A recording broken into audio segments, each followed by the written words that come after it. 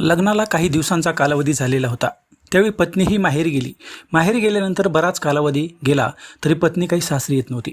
म्हणून पती तिला आणायला जातो. मात्र लग्न करूनही पत्नीचं सुख मिळत नाही असं त्या पतीला वाटतं. त्यावेळी तो पत्नीला जे पाहिजे ते देण्याचा प्रयत्न करतो आणि तयारही होतो. त्यावेळी पत्नी परत येण्यासाठी निघते आणि गेल्या अनेक दिवसापासून माहेरी राहणारी पत्नी जेव्हा पतीच्या घरी पोहोचते त्यावेळी पतीला खूप आनंद होतो. रात्र होते. तो पत्नीला उठवतो आणि तिच्यावर तुटून पडतो. पत्नीला वेदना होऊ लागतात. पण ज्या पद्धतीनं पत्नी माहेरी एवढे दिवस राहिलेली असते तरी देखील ती समजून घेत नाही, तेव्हा पतीला राग येतो आणि काही क्षणातच पत्नीचा जीव जातो. त्यावेळी पती घाबरून मित्राला फोन करतो. पण पुढे जे काही कारण समोर येतं त्यावेळी सर्वांनाच धक्का बसतो. घटना कशा प्रकारे घडली, पत्नीवर पती एवढा का तुटून पडला होता, हे सविस्तर आपण या स्टोरीच्या माध्यमातून जाणून घेणार आहोत. चॅनलवर तुम्ही नवीन असाल तर सबस्क्राईब करा, जेणेकरून तुम्हाला नवीन स्टोरीचं नोटिफिकेशन येईल. घटना आहे सातारा जिल्ह्यातील. गणेश नावाचा तरुण गावातच बेकरीचा व्यवसाय करायचा. व्यवसाय चांगल्या प्रकारे चालत होता आणि लग्नाचे वयसुद्धा झालेले होतं. त्यामुळे मुलगा कमावित झाला की त्याचं हात पिवळे केले जातात. अगदी त्याच पद्धतीनं गणेशाचे सुरू झालेलं होतं. 2018मध्ये साक्षी नावाच्या तरुणीशी त्याचं लग्न पार पडलं. लग्न झाल्यानंतर साक्षीला ज्या पद्धतीचं सासर पाहिजे होतं ते मिळालं नव्हतं. त्यामुळे तिने लग्न झाल्यानंतर सासरच्या घरी भांडणे करायला सुरुवात केली. नवीन लग्न झालं होतं त्यामुळं साक्षी असे वागत असेल असे सासरच्या लोकांना वाटत होतं. पती गणेश याला देखील सर्व साक्षी पाहिजे तेवढा भाव देत नव्हती. त्यामुळं घरातील सर्व लोक गणेशाला नावे ठेवू लागले होते. पण जो काही वाद लग्न झाल्यानंतर सुरू झालेला होता तो वाद काही थांबत नव्हता. तो वाद वाढू लागला होता. 1 वर्षांचा कालावधी कसा गेला हे गणेशाला देखील कळालं नाही. त्यानंतर गणेशमध्ये काहीतरी परिवर्तन होण्याची अपेक्षा होती. सासरच्या लोकांना देखील तीच अपेक्षा होती. पण वर्ष होऊन गेलं होतं, मात्र गणेशाच्या स्वभावामध्ये कोणत्याही प्रकारचा बदल होत नव्हता. गणेशाची पत्नी म्हणून साक्षी तर आली होती. सुरुवातीला तिच्या मनात जे काही होतं ते स्पष्टपणे बोलत नव्हती. त्यामुळं वाद तर चालू होता, पण कशासाठी वाद करते हे कोणी समजून घेण्याचा प्रयत्नसुद्धा केला नाही. काही काळ निघून गेल्यानंतर साक्षीच्या पोटाला एका बाळाने जन्म घेतला. त्यामुळे आता तरी साक्षी शांत होईल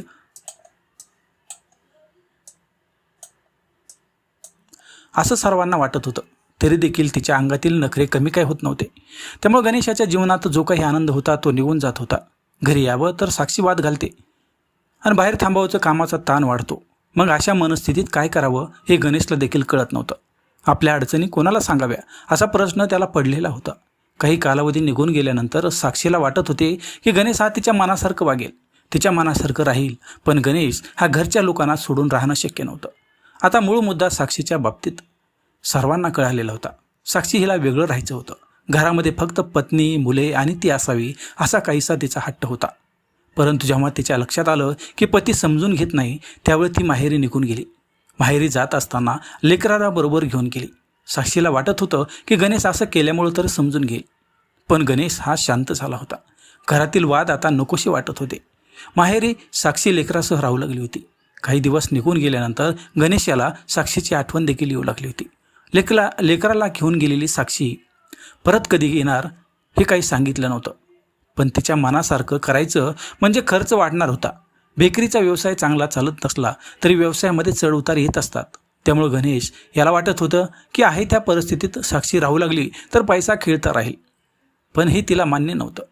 पत्नी सासरी येत नाही हे जेव्हा गणेशाच्या लक्षात आलं तेव्हा त्याने विचार केला की आपण हे करतो ते कोणासाठी करतोय.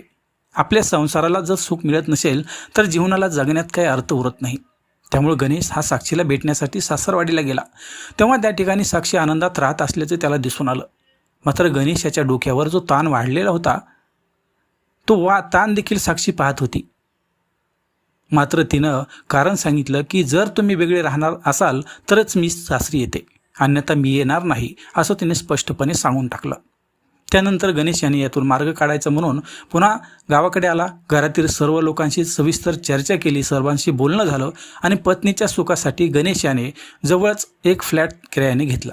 पतीनं फ्लॅट किरायाने घेतल्याचं पत्नीला कळताच साक्षी लेकराला घेऊन तात्काळ सासरी पोहोचली. आता तिला नवीन घरात राहण्याचा आनंद वाटू लागला होता. सासरच्या लोकांच्या त्रासापासून ती आता मुक्त झाली होती. तिला वेगळाच आनंद तिच्या सर्व अंगामध्ये पसरलेला होता. मयुरीच्या चेहऱ्यावर स्पष्टपणे सर्व काही दिसत होतं. आता संसार चांगल्या पद्धतीने फुलवायचा असं साक्षीच्या डोक्यात विचार येऊ लागले होते. मात्र घरच्या लोकांना सोडून आपण वेगळे राहत असल्याची नाराजी गणेशाच्या चेहऱ्यावर स्पष्टपणे दिसत होती. साक्षीने जर समजून घेतलं असतं तर सर्व काही सुरळीत झालं असतं, व्यवस्थित झालं असतं. पण साक्षी कोणत्याही परिस्थितीत काहीच समजून घ्यायच्या मानसिकतेत नव्हती. तिला तिच्या संसारात कोणाचीही लोडवोड नको होती. त्यामुळे तिने अशा प्रकारे सर्व काही घडवून आणलं होतं. फ्लॅटमध्ये राहण्यासाठी गेल्यानंतर 3-4 महिन्यांचा कालावधी निघून गेला होता. साक्षी ही आता मनाची मालकीण झालेली होती. त्यामुळे तिला पाहिजे तेव्हा ती सासरी जात होती, माहेरी जात होती, सासरी येत होती. हे सर्व तिच्या मनासारखं घडत होतं. ज्या पद्धतीनं लग्न झाल्यानंतर साक्षीने सासरच्या लोकांशी संवाद केला होता तो वादाचा संवाद होता.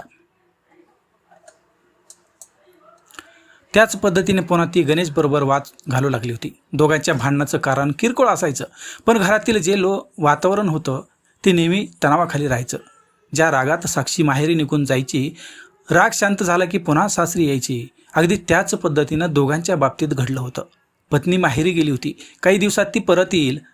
त्यावेळी काही दिवसात ती परत आली की गणेश याला आनंद व्हायचा. 2 जानेवारीचा तो दिवस होता. सूर्य मावळ तिकडे जात होता आणि साक्षी तिच्या कामात व्यस्त झालेली होती. गणेश हा देखील बेकरीचं दुकान बंद करून घरी पोहोचला होता. माहेरून आलेल्या साक्षीला पाहून गणेश याला आनंद झालेला होता.